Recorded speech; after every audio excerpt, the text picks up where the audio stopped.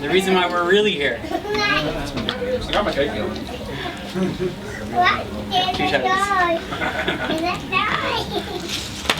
Okay, I want to thank everyone for coming, first of all. This is a mamish, a very, very big simcha. Very big simcha. Much bigger than the previous speech I just made, which spoke about how it's a Hanukkah bias, and we're just thanking Hashem that we're able to buy an apartment in Eretz Yisrael. But this is a thank you to HaKadosh Baruch Hu for giving us life. Precious lives.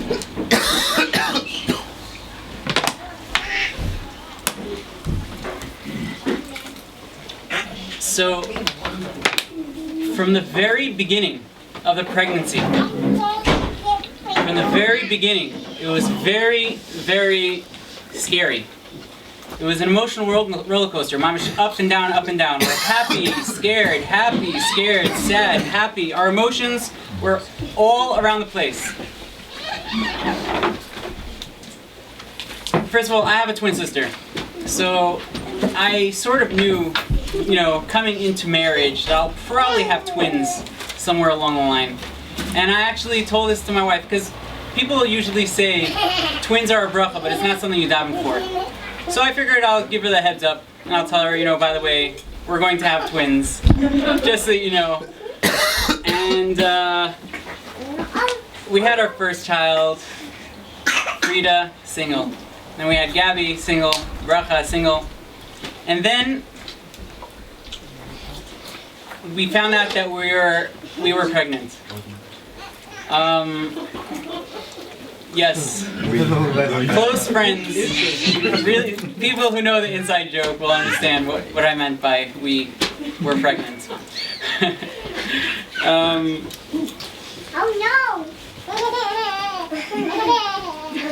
So when we found out we were pregnant, I told my wife, this is for sure going to be twins. Like, this is it.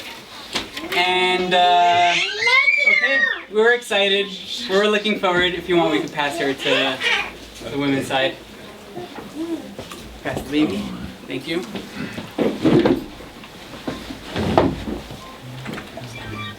So we were excited. We wanted to go and find out whether this prediction was really correct and we were going to have twins. So we went and they said, no, it's too early to tell. Okay, too early to tell. We'll wait. And then we went, I guess, 2 or 3 weeks later, and they said that we're having a baby. I said, a baby? One? They said, yeah. I said, you sure? Like, we're not having twins? Really? Like, you don't see another one there? Because people make mistakes. But they said, no, it's one. Okay. Fine. Maybe the next time we're pregnant, we'll have twins. I don't know. So 2 months later, my wife wakes me up at 3 a.m. and she says, Niso, I think there's something wrong with the baby. We were really, really, really nervous. We didn't know what to do, who to call. 3 a.m., we didn't know what to do. So, Baruch Hashem, we were very close to Nachum and Chana's parents, in-laws, the Libmans, Dr. Libmans. So we called them in Canada, asking them what to do because it was the right time. And they told us, they gave us, they asked questions, and then the maskana was we could wait until tomorrow. Like, if we lost the baby, there's nothing we can do about it anyways. We'll just go tomorrow for an ultrasound and not worry about it. Okay. So we got there, and the lady says the bleeding is the placenta detached a little, and so there's blood, but the babies are good. Like, the placenta is fine. Okay, fine. But she said, did you know that you're having twins? Like, no, we had no idea. We thought we were having twins. They said it was one. Now they're saying it's two. But it's pretty hard to, like, mistaken if you have two, unless it's the triplets, and then, But they said we're having, Baruch Hashem, both babies are fine. Nothing to worry about. It's just the placenta ripping, so you just have to take bed rest, and that's it. Okay, so what happens is 2 weeks later, bed rest, but there's more bleeding. I'm like, what is going on? We didn't, like, if everything was fine and now my wife is resting, why is there, what's the cause for this? So they said the placenta was ripping in another place as well, it was detaching, so she had to completely go on bed rest. It wasn't such an easy time because this is when we just moved into this apartment, and literally a couple days later we went into this this panic mode, I guess. What happened is we went for a regular ultrasound checkup, and with twins you're supposed to go more often. So the more often was every 3 weeks, I guess. And so when we went, it was good. 3 weeks later we had another ultrasound, and the doctor says, you know what? No, the lady, the technician, she says, you know what? It looks like there's water in the baby's belly. Maybe we'll, let me just get the doctor to see what's going on, and he'll come in and he'll see the ultrasound. Okay, we're a little freaking out. We didn't know what was wrong. Like, water in the belly, I don't know. So the doctor comes in, he says, okay, there's water in the belly, you'll see us soon, whatever. So we waited for him, and we waited a very long time. We were very worried, and we were waiting in the office for a very long time, and literally for 45 minutes. And then I went to the lady, I said, the maskira, I said, where is the doctor? Like, is it an emergency or not? She said, oh, he just went on a break, so, he'll be here soon. And we're like, okay. So I told my wife, I'm like, you know what, if he went on a break, and he's seeing other women in front of us, it has to be it's not bad news. It has to be it's not a life or death situation, and we could wait. It's not a problem. So we waited, and so 15 to a half hour minutes later, whatever, we got in, and he says, okay, so there's water in one of the baby's stomach. We just want to know why, so you just go to Shaarei Tzedek, and you'll get an ultrasound there, and we'll do more tests. We just have to run the tests. So we say, okay, fine. So I tell my wife, I'm like, so I asked him, does it have to be like right now, this second emergency, or, should we go home and get our stuff, and is she going to be there overnight? He said, it's not an emergency, but do it today. We're like, okay, fine. So I told my wife, we're in Geula, let's just go to, let's get baked goods, because we're going to be probably in the hospital for a long time, and we took a bus to the hospital. We're eating on the bus, having fun, Baruch Hashem, we're not so worried anymore, we're just going to get tested. And then we got there, and the ultrasound guy's like, listen, you got to get the baby out right away. We're like, what do you mean right away? He's like, you need an emergency C-section, right now. We're like, what are you talking about? We just left the other doctor and it was good. He said, no. It could be that between now and then, there was much more fluids in the baby's stomach, and the heartbeat is pretty weak. He said, we don't think we could save one baby, but in order to save the other baby at least, you have to get the C-section right now. My wife was 37 weeks and 5 days. 32 weeks? My bad. 37 is good. 32 is not. Which, it was close enough. 32 weeks and 5 days. So we're going back and forth with the ultrasound guy. I said, no offense, but like, it was pretty good then, and what happened? Why is it such a drastic change? He said, whatever it is, we just have to operate right now. So, of course, they call the emergency room. They said that there's a lady who's pregnant with, so there are two things. There's one with the water, it's called hydrops. It's basically where there's fluids surrounding all the vital organs, and it's when the fluids were going into the skin instead of like into the veins and into the proper places. It was going into the skin. The other thing with this, the other problem that we had, besides being a preemie and besides having the hydrops with the water, is TTTS, twin-to-twin transfusion. That's basically where one baby's getting all the blood and the other baby is rejecting the blood. So they told the ER, they said, right now, you got to take this lady in, get the babies out. You're probably just going to find one baby that's alive. Just get it out.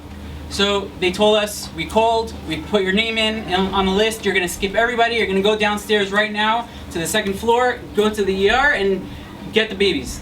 Okay. So we waited for 2 hours. That just happens. We waited for 2 hours. But it's been a shemayim. Why? Because by the time we were at our 10:30 appointment, ultrasound in the morning, by the time we waited, by the time they found out, and the doctor got his coffee and donuts or something, and by the time he came back and he saw other women, and by the time we actually saw him and we went to get the cakes and we took the bus, and by the time we got there and we waited for the ultrasound, all this happened, and by the time we got there, it was around 3 or 5 o'clock, something like that. It was like 3 or 5. And that's where there's a shift change in the hospital.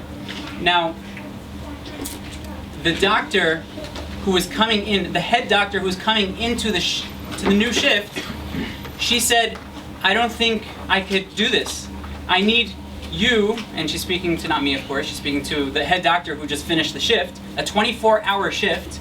She said, I need you to be here with me. I need you to help me. As a matter of fact, we need all the doctors, whoever could stay, to stay. And these doctors were not there less than 12 hours on a shift, on a previous shift.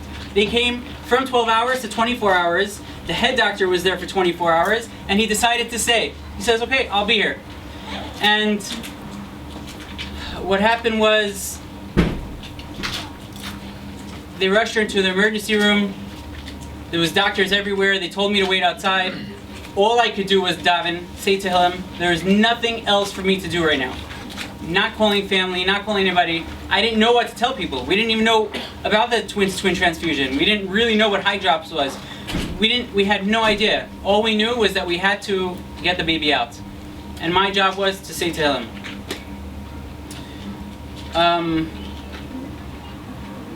So while I was waiting frantically in the room, I see one young doctor running out of the room, and then 5 minutes later running back with bags of blood. Bags and bags of blood. I quickly asked him, is that my child's? Is that for my child? Didn't tell me anything. He just ignored me as if I wasn't there. I was the father, but I wasn't there. He runs in. I say more Tehillim, wait, more wait. And then I see them taking the babies out, and they're running them to the NICU, the ICU for prenatal children. Yeah. So I run with them and I say, what's going on? Is this my twins? Where's the other one? Is this my babies? Is this part of the other one? They said, we can't talk to you right now. We gotta go. I said, but they said that I could come in with you to the NICU. Could I come in? He says, we can't. No, you have to wait outside. Wait outside. So there was more waiting. I didn't know what was going on. I just saw babies. I saw blood flying. I saw everything. There was just like everything. And then after like an hour and a half, I finally got the scoop of what happened with the babies. And they told me about the twin-to-twin transfusion. They told me the baby's gonna die. Right now, one of the babies not looking good at all. And every single day we went to visit the babies, every single day. And it was just, we got to meet more doctors, more nurses, more of the staff. And every single day there was there's more information about my story.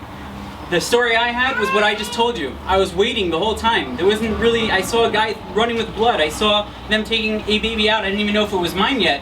And every single day we went to the hospital, there was more information. So they told us that they took Menucha out. Okay? She's the one that had all the blood. She looked like a tomato. A really healthy tomato. But a tomato. She was very red. They called her Stein Aduma. And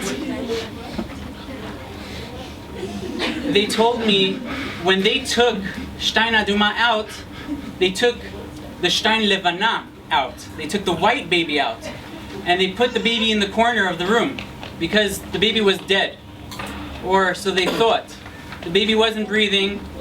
There's the baby if you want to get a glimpse of her in the pink. Beautiful baby. Looks alive to me. Baruch Hashem. She was put in the corner. They discarded her because they thought she was dead. She barely had a pulse. She was all white. And they were just working on my wife and Menucha. They were just working on my wife and the Stein just working on them the whole time. All of a sudden, one of the doctors see a twitch. And in the corner of his eye, he sees a twitch.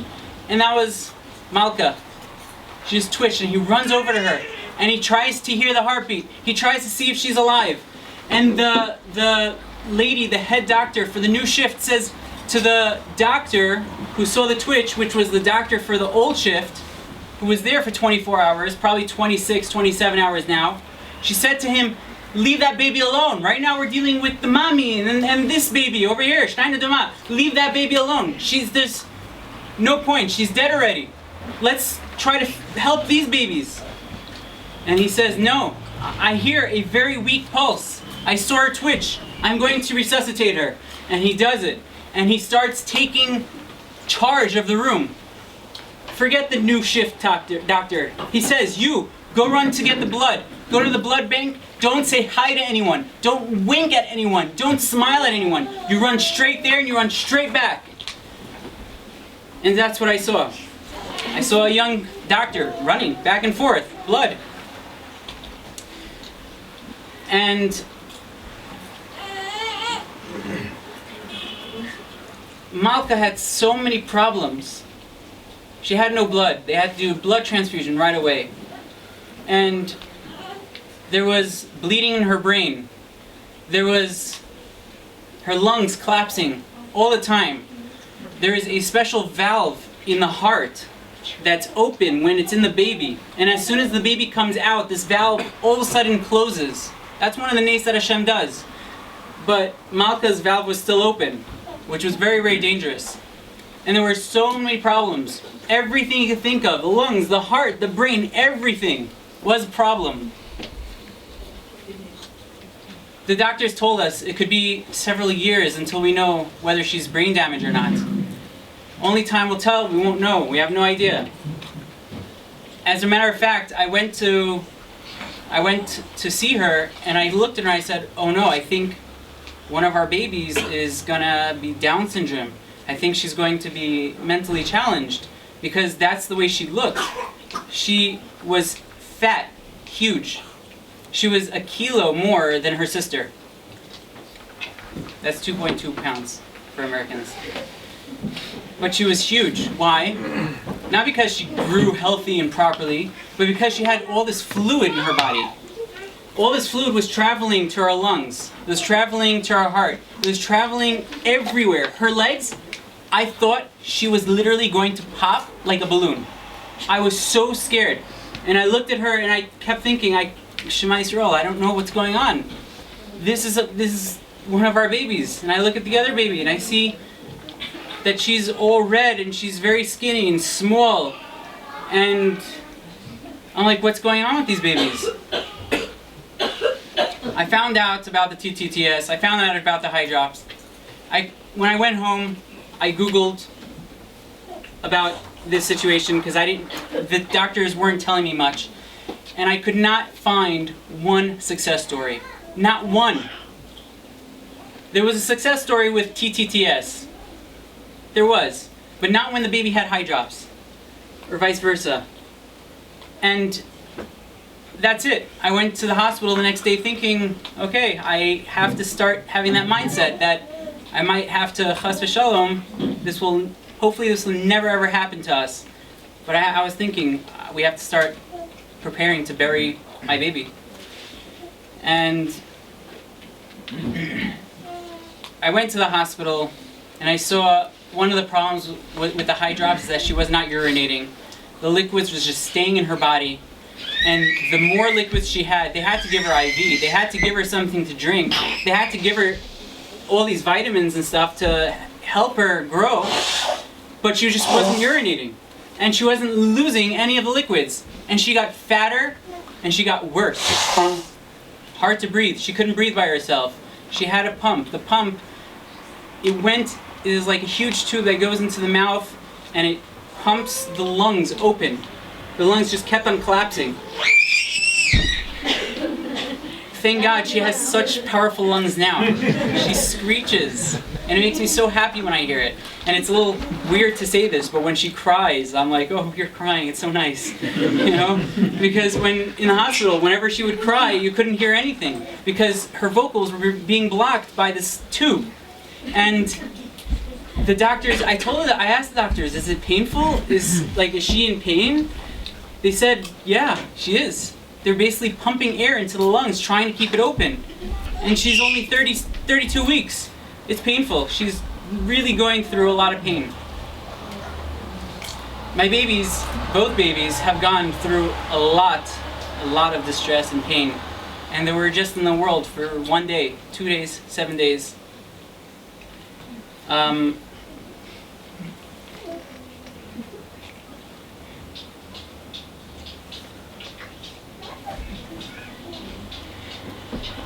My wife and I picked out names for the babies. Everyone knows now the names are Menucha and Malka.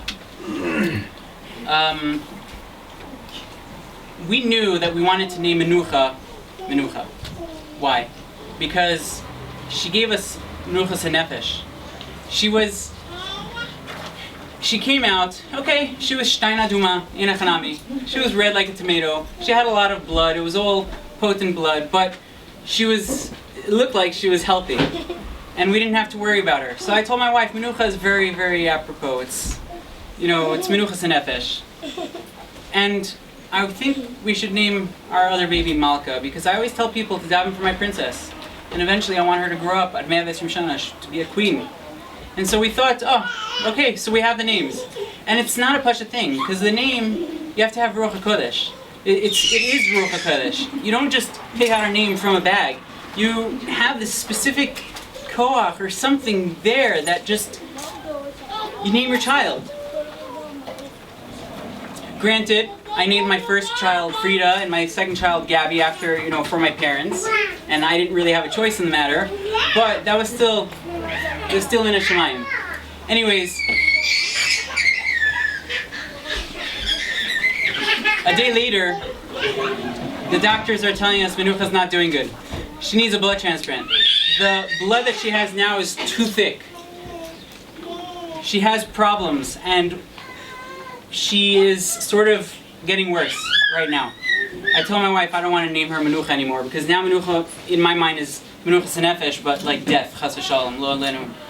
I told her I could stick to Malka, but I don't want to stick to Menucha. I want to name her something else. We have to think of something. And we're literally, 5 days went by, and we're contemplating, what name are we going to give her? And so every day at Shacharis, like on Mondays and Thursdays, when we would go to Shacharis and we'd see like the Torah's coming out. Okay, are you naming your babies yet? No, I'm sorry, I don't know what to name her. I can't. And so it was Asara B'Tevet, and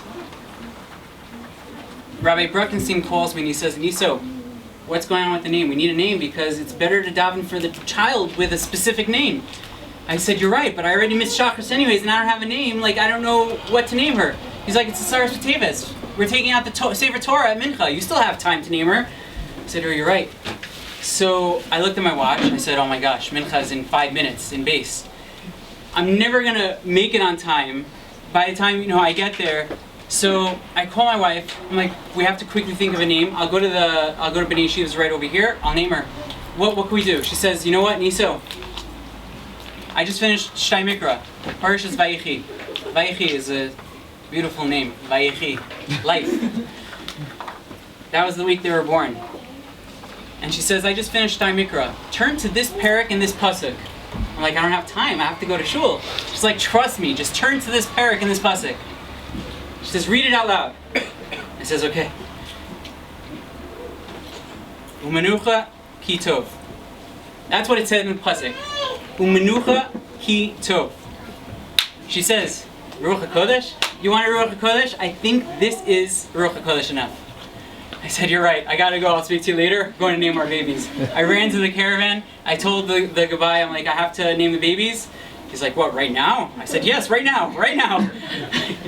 Okay. I'm like, don't worry, we'll give bracha, we'll give money, we'll give tzedakah, don't worry. Just name, we'll have to name her right now. Okay, fine. We name her Menucha Malka. The gabbai comes to me afterwards, oh, Menucha Malka, nice, the Kavod Shabbos? I'm like, no, something else. It's a story, I'll tell you later, but, so then we named them Menucha. Yep, I told him the story. If not, I'll send them a link to this story here. But that's how we named her. So that's how we had Menucha and Malka, Baruch Hashem. Every single thing here was Min Hashemayim. It's like, it says there are so many miracles that happened with Kiryas Yamsuf. And there's a list, long list, right? I could tell you so many miracles that happened. The timing, the doctors, the shifts. Even seeing that there was, you get an ultrasound every 3 weeks, and the day we happened to have gone to get the ultrasound, we found out there was water in the stomach. It just happened. It's Min Hashemayim. There's so many miracles that I could say with this. And it's all Shevach v'Hoda'ah l'Hakadosh Baruch Hu. He mamash showed us so much kindness. He did so much chesed. I don't even know how to thank him. We get double the nachas. People say, twins, it's hard. It's hard, but the nachas is double. You have a single baby and you're filled. Your heart is so warm, filled with warmth. With this one baby, I have it twice. Hashem gave me the schus to have it twice. When Malka couldn't urinate, I quickly called Micha, I called Avram Yishaya, I called Rabbi Nachliel Friedman. I called him, I said, please do me a favor. Tell people to daven. Say Asher Yatzar. Tell them to answer Amen with Kavana. Say Asher Yatzar with Kavana. Put their names on the wall, next to the bathroom, next to the sinks. Please, I printed out cards with their name. I told them, please, just hand it out to everybody in yeshiva. Let them learn. I sent out emails to everybody. Please daven for my babies. Tefillah is so powerful. Right before this speech, I gave another speech about, it was like a Hanukkah Sabayis type of thing for buying this apartment, Baruch Hashem. And I was talking about how precious this one word Amen is. And I mentioned how I feel like because of the schus of us being makbid and answering Amen, we were able to find this apartment. And it's no doubt with the schus of the tefillah, tehillim, making brachos, answering Amen, no doubt that is why our babies are alive today. No doubt. And they've gone through so much. A couple, 2 hours later, after I made the phone calls to the guys in base and I sent the emails, 2 hours later she started urinating. It's ridiculous. The doctor over there told me, I'm not going to sugarcoat this, I'm not going to fluff it up. I'm telling you now, your baby's going to die if she does not urinate within an hour or two. She is going to die. The liquids were going everywhere in her body. It's now starting to reach and squeeze the lungs shut. She's going to drown. If she does not urinate, she's going to drown. And 2 hours later, she started urinating. Into the water? We've never been so happy to change diapers. People look at it as a drag. Oh my gosh, a stinky diaper. Oh my gosh, another diaper. Yes, another diaper. Yes. Thank God. Another diaper, yes. You have no idea. We don't realize. We go to the bathroom. We don't realize. Hashem lets us live through this easy thing we take for granted. We just go to the bathroom, we come out, say Asher Yitzhar, mumble it, not even sure we're saying Hashem's name properly, I have no idea. But we take it for granted. When all this was TS, they didn't know about the high drops. They didn't know, all they knew was that our babies were preemies. And everyone was trying to give me chizuk. Oh, don't worry, we had preemies too. They're doing so well right now. Oh, don't worry, we know 33 weeks, not so bad. We know somebody who, our daughter gave birth at 23 weeks, 24 weeks, and now she's doing very well. I'm like, it's not just preemie. There's so many things, so many problems. We take it for granted. With Frida, Gabby, and Bracha, the mommy went home with the baby. Or rather, the baby went home with mommy. You go to the hospital, you give birth. That's it. It's rugil. The baby goes home with mommy. Not in our case. The NICU is such a scary world. There was a baby right next to us who had a problem with the intestines. He couldn't eat properly through a bottle, so they had to feed the baby through a feeding tube. And I remember, we were in the hospital for 3 months, every single day. It's also Menucha, by the way. I mentioned all this Menucha in regards to buying this apartment. We have a neighbor 3 floors up, lives right above us, who drives to the hospital twice a day, 4 times a day. He gave us a ride every single day. It's Menucha. We moved into this apartment, and 2 weeks later we had this operation, and all of a sudden Hashem put it that there is this guy who lives in our building who gave us a ride.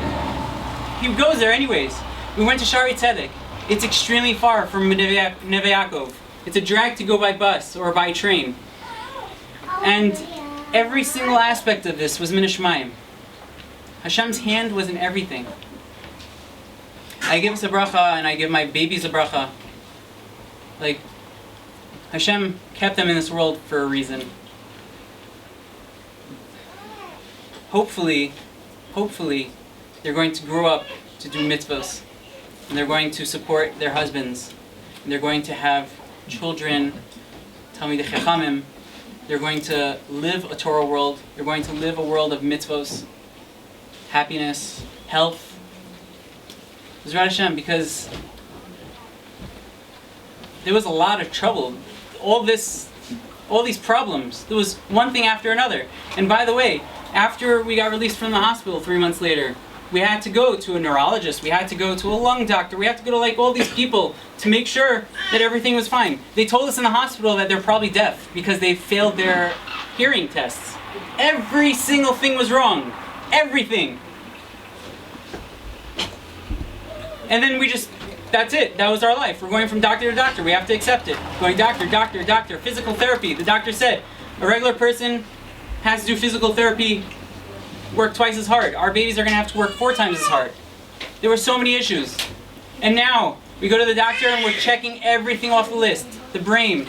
It's no more. It's no longer inflated. There's no blood in the brain. Baruch Hashem. That's dangerous.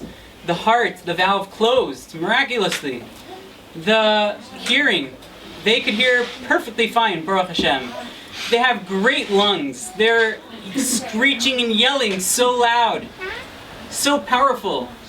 Baruch Hashem, we're just one by one checking it off. Oh, the head, the legs, the hands, everything. Good.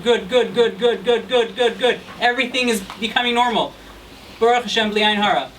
I couldn't find one success story online. Not one. In the whole world. Maybe there was, maybe there wasn't. I have no idea. Maybe people didn't write about it. I have no idea. But I found 2 success stories. I could personally say, I know of 2. I couldn't find one in the world, but I know 2 in my own house. In my family. It's all because of one, Hashem. HaKadosh Baruch Hu took care of us, and He continues to take care of us. So I want to thank Him. I want to thank everybody for coming. I want to thank my wife for making this meal and for going through Gehenna and for being strong about it. There really isn't more to say in words. I can't. You just can't. Sometimes you just can't thank a person enough. I can't thank HaKadosh Baruch Hu enough. And I continue to see him at different levels, and I continue to see how much he's doing for us, and I continue to see nisim that people don't even see. These girls are nisim benos nisim. They literally are nisim benos nisim. Your name is Menucha. My name is Nisim. And they are miracle babies. Baruch Hashem. Thank you very much. Alicia.